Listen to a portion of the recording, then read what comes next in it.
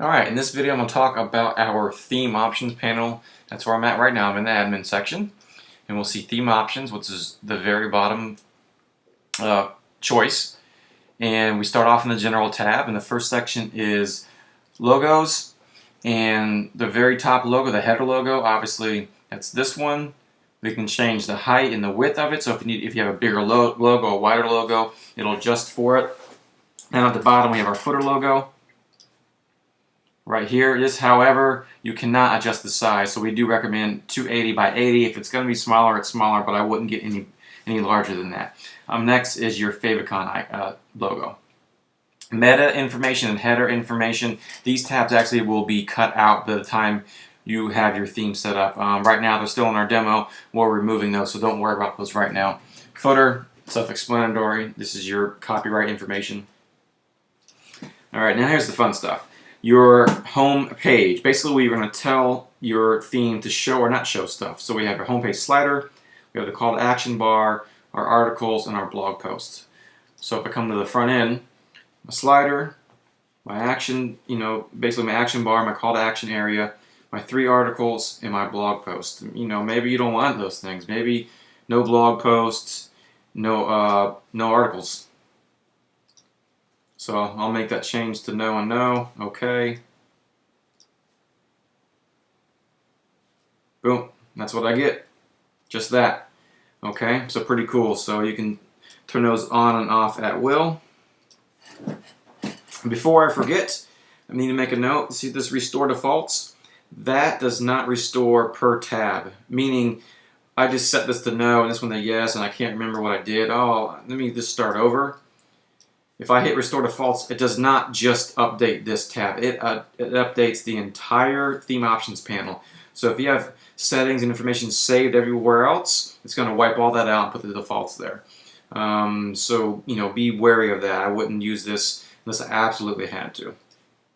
Okay, next is the slider. We have multiple slider types, which you can see and play around with. We have 4 of them, and depending on which one you choose, it's going to give you a different option down here for slider effect. So I have these different slider effects.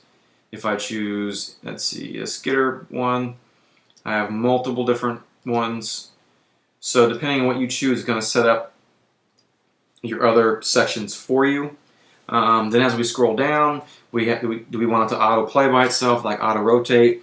Do we want it to pause and hover so if someone puts their mouse on it, is it going to stop, sliding to the next slide? Time between slides, 4 seconds, 5 seconds, 10 seconds, and then the slider effect, like how much time does it take to do the animation.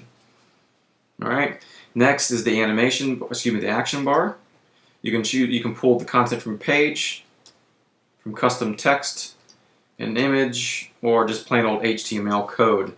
Right now we're using a page, and then the about page ID I'm pulling from a page I made in the admin section. So under pages, I made this page with this lorem ipsum, goofy name, and that's what this is coming from. It's coming from a page. All right. Home page, blog. Let me actually refresh this so we can see this. Basically, I'm giving a title from the blog. Whoops, and the text below that. So basically, here's my title and then my subtext. Easy, right? Layout settings. Here are your main colors, your main, secondary, and tertiary colors. So, for instance, this main color right here, this little pinky color, or coral, or whatever it is, that would be like the ribbon, the rollovers, and whatnot. And you can see the purple arrow that we see in here, and then the third one will pop up in certain spots. And right now, I apologize, I can't really remember where that third one's at. Okay. Background, we can upload a background image. So right now this is our default. And you can see that we've uploaded it right here. We can choose a color, or we can choose default patterns that we've included into the theme. So that's up to you. And then some options as far as repeating or centering it and that kind of a thing. Social marketing, really simple. If you put in a URL, it shows up. So right now, the demo, we have all of them. So obviously, you're not going to use all of these, but if I take out the URL, so I'm going to take out these 3, Facebook, Twitter, and Google+.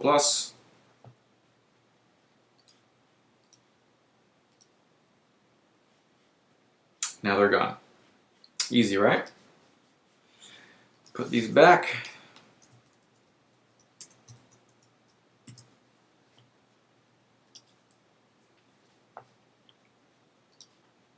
Next, we have our newsletter. This is an automatic. We set up an option to where you can have an automatic newsletter pop up on the site. Like you see when you go to sites, a little box, when you first open the page, a box pops up and says, hey, do you want to sign up for our newsletter or whatever the case may be? We have the ability to do that. Basically, if you want to have that show up on the homepage, it only shows up on the homepage now. It doesn't keep annoying people and showing up on the internal pages. Set the yes, fill out your title, your description. Do you want to go to Constant Contact, MailChimp? Just fill out the information. Let me see if I can actually. Let me see if this will work. I have Firefox opened. I'm hoping it's going to open up for us so you can see it. There it is. So this right here. Do you want to show up and get them to subscribe? You can do that. If not, just turn it off if you think it's annoying. Then you can also choose whether you want to use Constant Contact or MailChimp. Just fill in the information. It's going to automatically connect to your account. Okay, that's all. If you don't have either one of these, then you would just do the standard admin panel where they sign up and it goes to the admin panel. And you have that. You'd be responsible for maintaining that information on your own. Typography.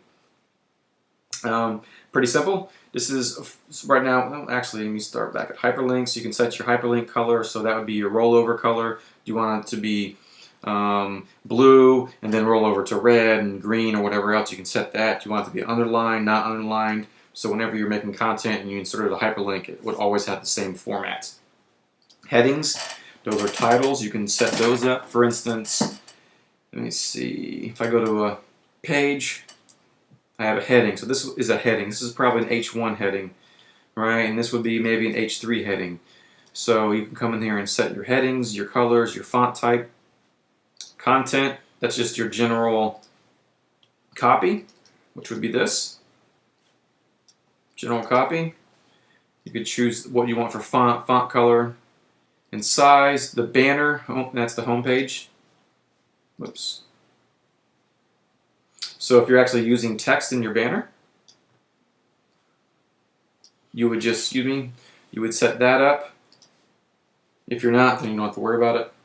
And then lists, and the list would be like, for instance, 10 things I love about weddings. Number 1, or maybe it's an unordered list, meaning there's not numbers. It's a actually that's what I should say. These are unordered lists. I shouldn't say that. Let me rephrase. Great features that we offer, and then you'll see a list of items, but they got maybe a circle next to it, or a check mark, or a square. Well, here you can set that up as far as color, the font type, the size of the font, and some other options, and then you can choose your bullet type. Is it a disc? Is it a square, a circle? Or, in fact, you can upload your own. You got a star you want to upload, a check mark, a dash or something, you could do that. Just make sure they are 16 by 16 in size, otherwise it's not going to format properly. Last is our blog section, and this would be our footer faves. And that's what we're calling it at this time. And whoops, go to the blog.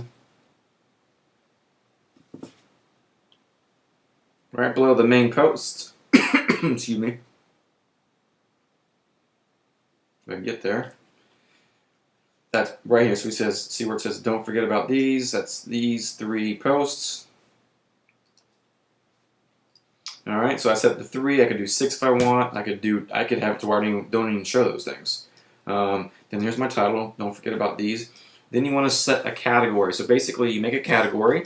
You choose, maybe it's fashion. Maybe you make a category about latest news. Whatever you want to do, you choose that category. And then every time you make a post, if you choose this category, the post shows up in that section.